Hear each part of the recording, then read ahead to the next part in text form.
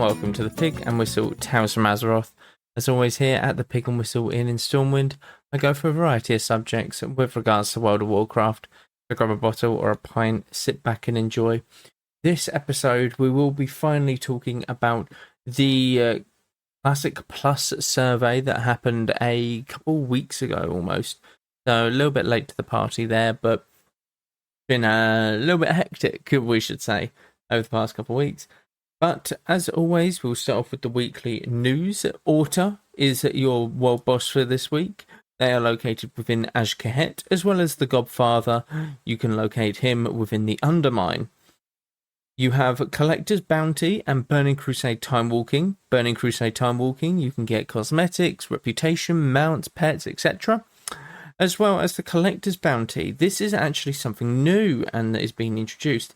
This is something that allows you to have easier access at getting rarer rewards from older content. So anything pre-Dragonflight has a 5% chance increase to drop from said boss or whatever it may drop from.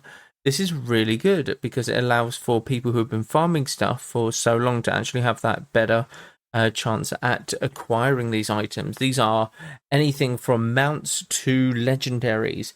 So from Invincible at the top of Ice Crown Citadel, all the way to Thunder Fury into Molten Core, you have an increased 5% chance to obtain this.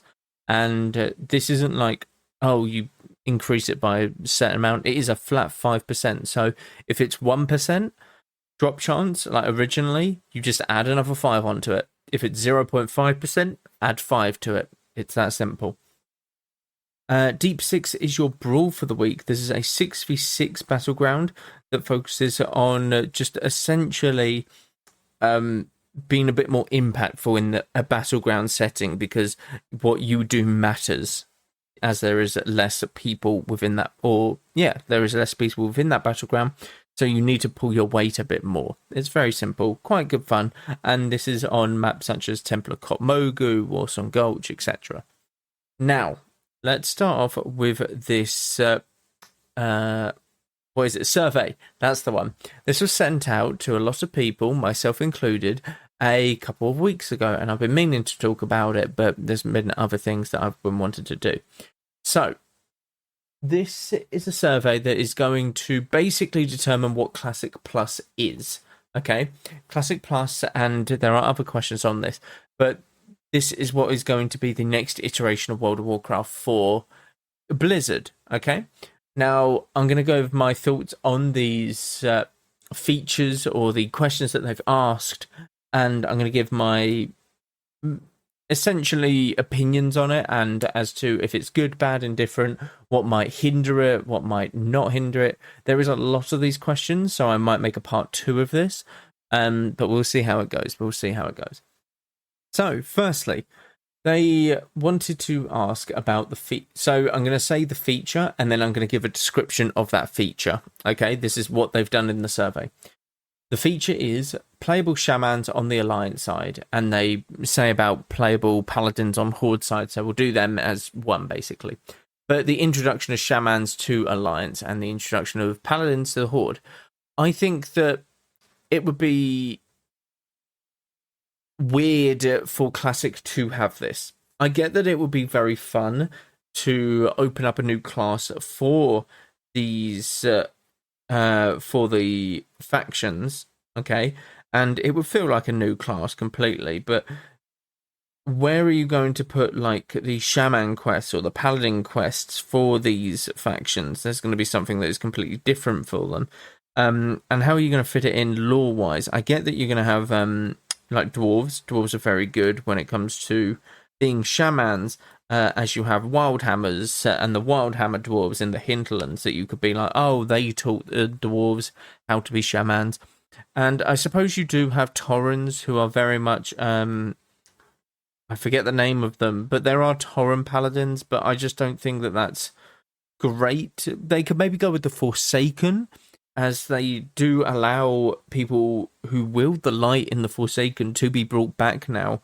You actually have light wielding Forsaken, so you do have that avenue to open up. But in my honest opinion, I would say no to this one. And that's really strange because I thought that it would be cool to open this up. But I like the dynamic of having paladins. If you wanted to raid in a Horde or Alliance guild, you'd have paladins. Horde guild, you'd have shamans. Kind of deal. I think that it's a no, though. I don't think that this is needed. I would like to see a new class potentially, but I don't know. I can't remember if they asked about that. But a new class would be kind of cool. Something completely different. Maybe like a little tinker or something like that. You know, who knows? Collections. A UI-based system for pets, mounts, and toys to free up inventory space. I don't think that they need this at the moment in Classic. If they were to continuously add more and more content into Classic, then yeah, potentially they would need the collection tab, because the more stuff that you add into Classic, the more mounts you get, the more pets you get, the more cosmetics you get, the more whatever you might get. So potentially going forward, yes, but at the moment I would say no. I wouldn't agree with a collections tab, kind of like how it is in retail. Retail needs it because of the amount of stuff that there is, but honestly, there is not a lot happening there at all. By the way, I do hope that you cannot hear that, but there is a fan behind me blasting, like right behind me, because it has been so hot during, like, throughout Europe for the past like few days or week or so. It's ridiculous. So apologies if you can hear that, but it's necessary. Otherwise, I may or may not pass out while doing this. So it is what it is. But yeah, back to it. I think that you do not need the collections tab as of yet. Okay, once they release a lot more, then potentially, very much potentially, but not yet. Account-wide collections, making all pets, mounts, and toys available to all characters on your account. It's tough. Let's take a quick break. Ever wondered what a rhythm-based stealth game with dinosaurs might look like? Or a farming sim in space with zombies? Welcome to the Gaming Blender podcast. I'm Matt, and with my co-host Scott, we take a random game genre and random game mechanics, blend them all up, and pitch wild, totally hypothetical games you've never heard of, and maybe shouldn't. New episodes every other week. Hit play and unleash your inner game dev. No coding required. Search the Gaming Blender on your favorite podcast app now.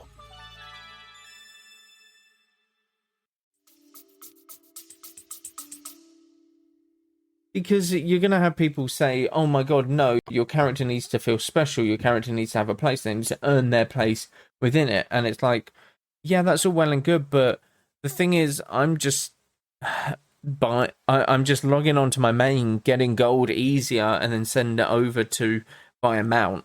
You know, it's nothing really special. I'm kind of using my higher level to do these things anyway for me. I would say yes to this.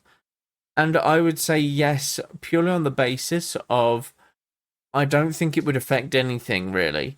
I think if you've earned it on that character, like a PvP reward thing, I think you keep them sort of things relatively... What's the word for it? Confined to that character. But if you have something as simple as like a Night Saber mount, I think that these sort of things should be fine to switch between characters or share between characters. I think that if you get a super rare drop, maybe as well, like Zulian Tiger or the Raptor, etc.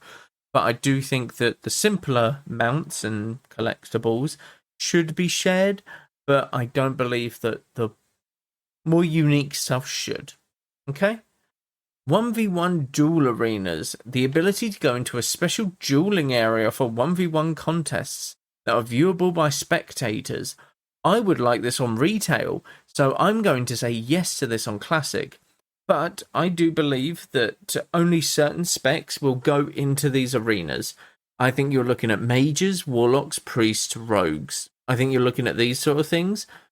Because depending on if you can and can't use consumables in these like arena style contests, some classes are just going to not have a fun time. Okay, they really, really aren't. If you Sorry, my voice going. If you match up against a mage as a warrior, you may as well alt F4. Okay, if you've got no consumes or anything like that, you may as well alt F4. It's just not going to be worth your time to stick around in that arena. So, if they had consumables, yes, potentially. But again, we've seen this in PvP, like classic PvP tournaments before, that there's always going to be a stronger class, and that class is Warlock. Warlock is always going to be the class to beat. So, it's tough. I would like to see this in retail and classic. So I'm going to go yes. I'm going to go yes with this. And the only downside is I obviously see people being like, well, this is unplayable for warriors or paladins or whatever it might be. But that's classic. That's not a 1v1 duel arena thing. That's a balance issue that Classic has had since day one back in 2004, where mages could absolutely wipe the floor with warriors and warlocks could wipe the floor with anyone, that kind of thing. So I would like to see this in Classic Plus or Retail. Honestly, Retail would be good. New player character models. Character models similar to those used in modern World of Warcraft. Now, modern World of Warcraft character models were brought in during Warlords of Draenor. And funny fact, someone told me about this. Warlords of Draenor, from getting these new WoW character models to the present time, is a longer time span than when we got them. So from the start of World of Warcraft to when we got them, it is now a longer time span that we've had these WoW models in comparison to when WoW first released to when it got the updated. Which I find crazy to believe, because it was Warlords of Draenor it came out, didn't it? And Warlords of Draenor was 2014. Okay? Just let that sink in. 2014. So, yeah, I would have to say that they would need to change the character models, but I'm honestly impartial to it. I think that there's a certain charm to the classic World of Warcraft models. I would say that there's a very classic charm to it, and that by taking this away could ruin the experience for classic.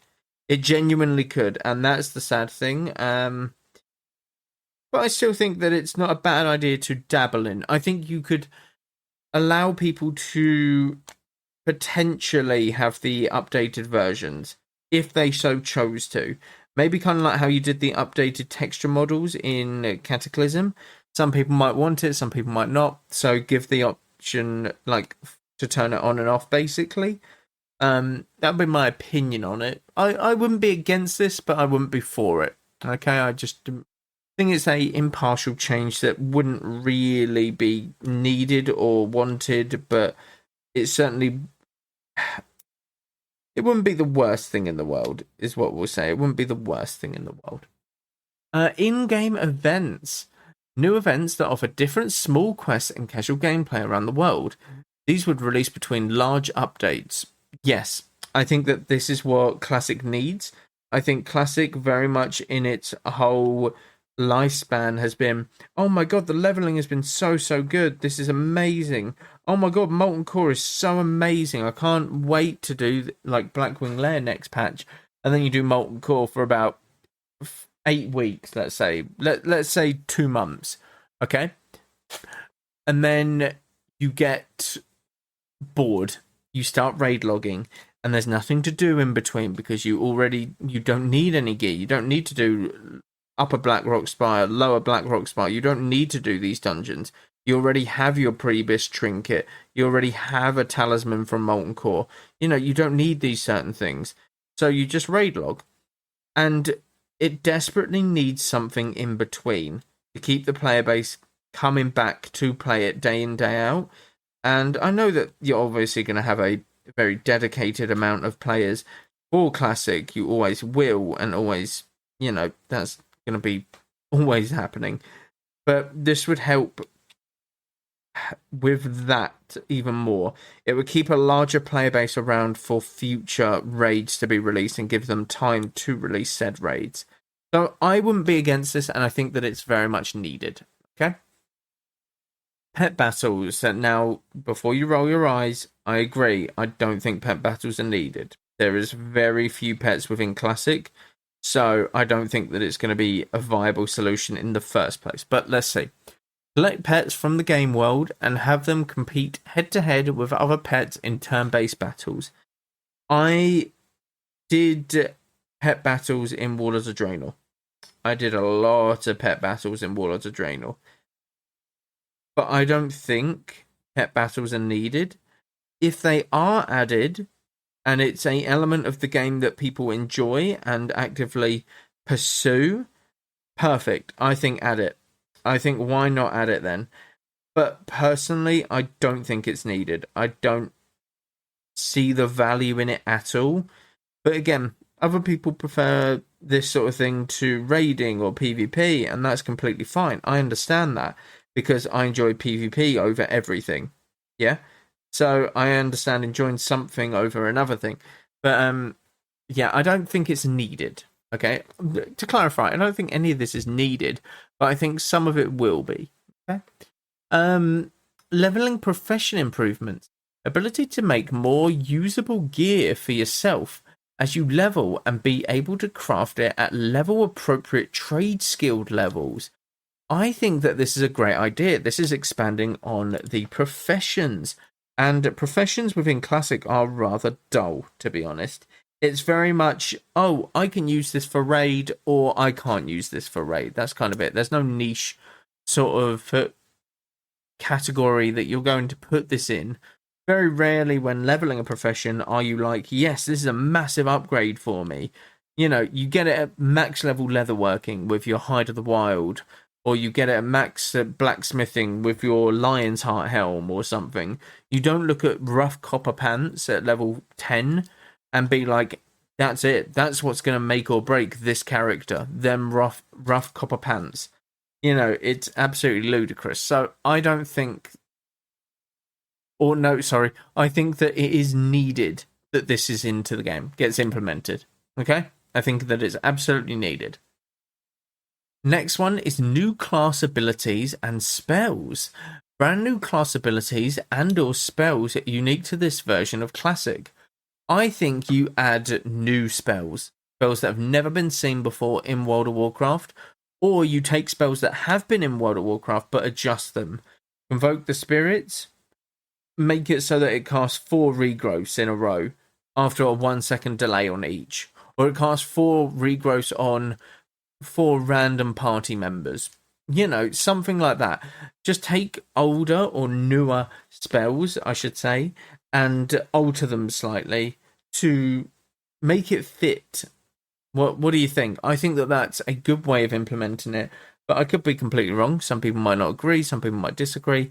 I think that this is a very solid way of doing it, and I don't see a problem with this. So I would say yes to the new class abilities and spells. I really, really would.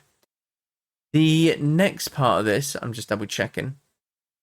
Yeah, we may need to do a part 2 of this.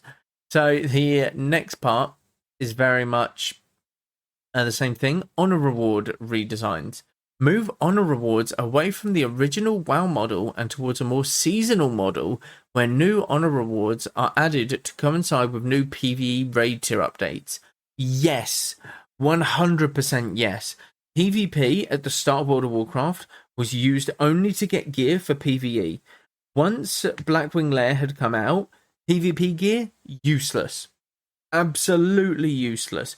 If they were to add more seasons when Blackwing Lair came out, when Anchorage came out, it would give the PvPers of Classic an actual excuse to do PvP, rather than sit there with an ash candy in hand and be like, oh no, I do PvP because, you know, I have the best weapons, and then you go into a battleground and you're absolutely shocking at the game.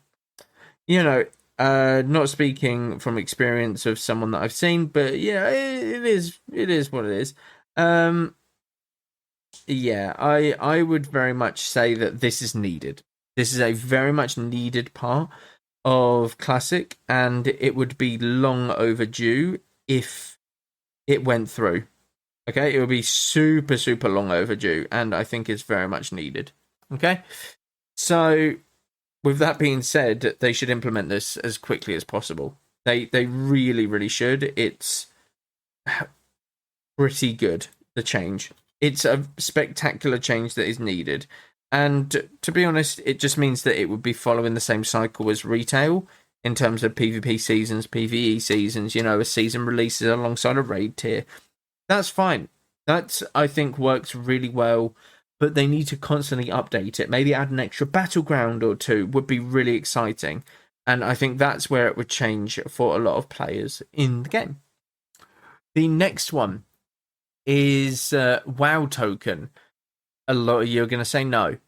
Okay, a lot of you are going to say no. But hear me out on this. The biggest problem World of Warcraft Classic has is the botting problem.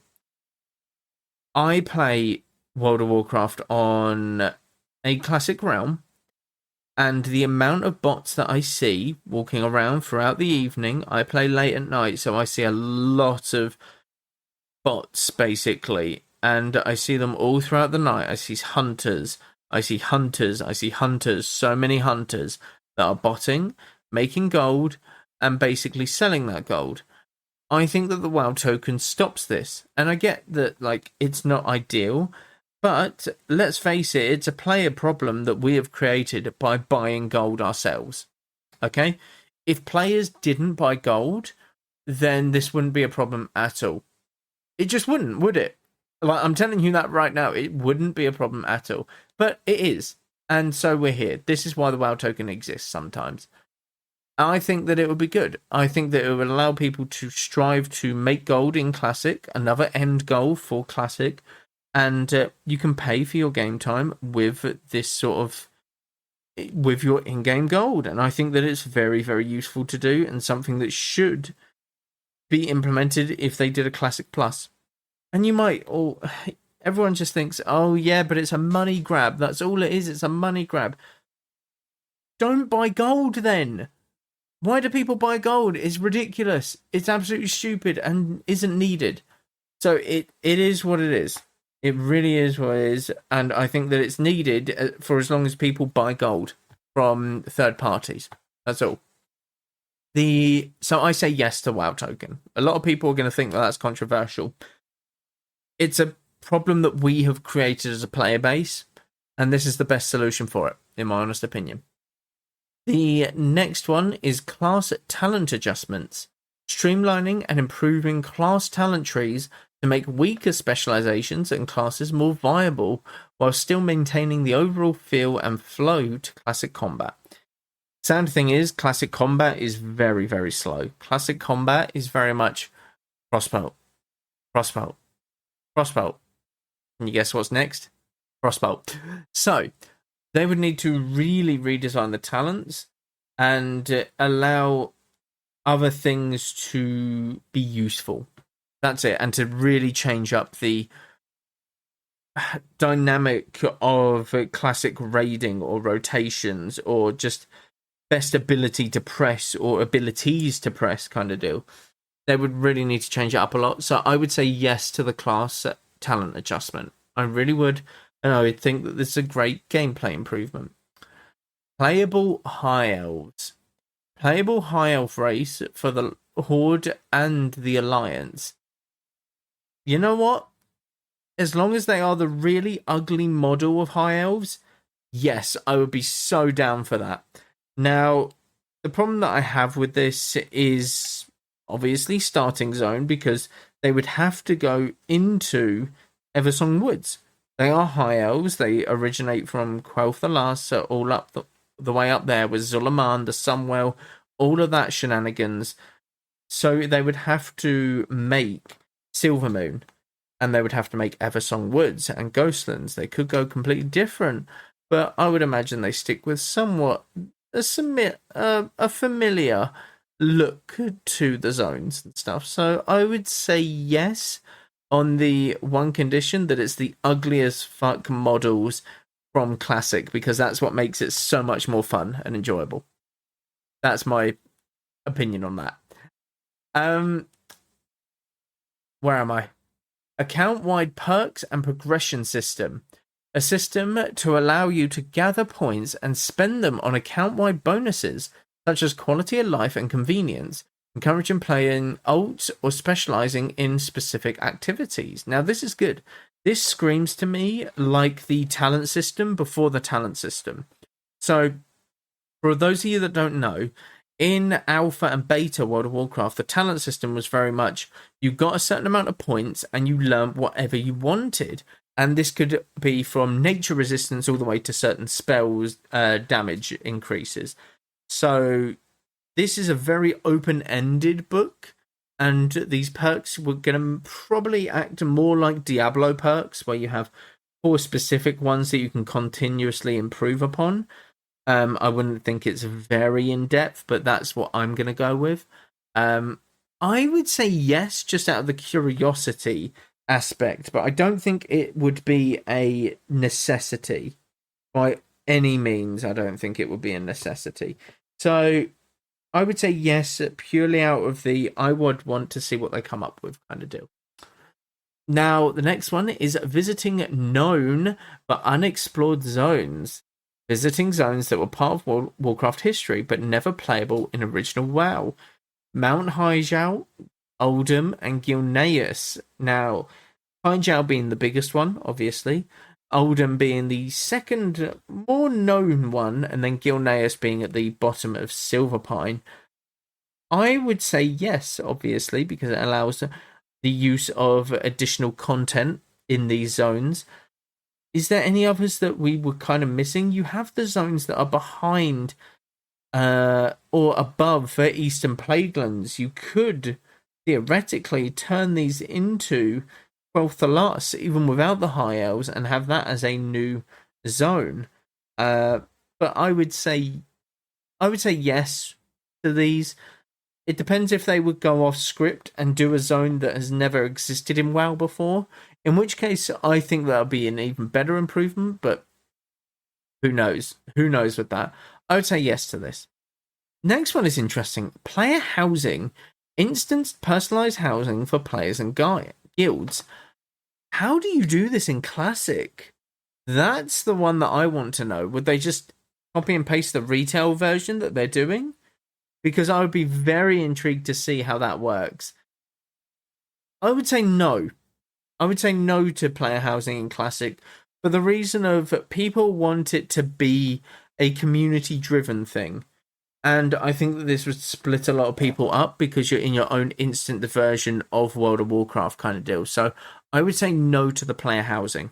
Strangely enough, yeah, I don't really have a lot more to say about it. I don't know how they would implement it, what the graphics would be like kind of deal. Oh well. Achievements. A system to track game milestones and accomplishments. I think you should only get achievements if you obtain a legendary, an Atiesh, a Thunderfury, a Sulphurus. You know, these sort of things. All legendary sort of weapons within Warcraft lore. So if you obtain something like Rockdalar and Lockdalar, which are unique hunter weapons from Molten Core, and you could do a specific quest. Like these iconic weapons, I think yes for achievements, but I don't think that they are necessary in any way, shape, or form. So I would say no to achievements. I don't think they're necessary. I don't think they're useful. It'd be cool to track these things, but not needed at all. The next one is cross-realm play. This is where I'll end it for this one. But cross-realm play, I think that you do need this, okay? Ability to group with friends from other realms for dungeons, battlegrounds, and other instanced activity. Yes. Now, I would say yes if a realm reaches below a specific threshold. If that realm hits this marker, and there are other realms who would bring it up to a specific amount, okay, so it can't exceed 10,000 players, but it has less than 3k players, this realm. This one has 5k, so you put them together 8k. I think that that would help with the population density of the servers. And I think it would make for healthy populations, which is what you want in Classic. You don't want a super one-sided population. So I would say yes to a certain degree with this sort of thing. And I think that a lot of people will obviously disagree with me with that, but I think that it would be something very, very useful that could be utilized in the future even more to help with population density. That is where I will end it for this one. We've still got a few to go over. I will go over them in the next episode. and because there is something big at the end of it that I would like to discuss. But you guys will have to tune in next week. I do apologise that there is another week to wait, but there is a lot of good questions that do come up, so I really hope that it will be worth it, the wait. But do check out all of the socials down below. Constant stuff happening, as well as the Etsy shop, multiple things. But yeah, thank you all very much for listening, and go with Valor, friend. Goodbye all.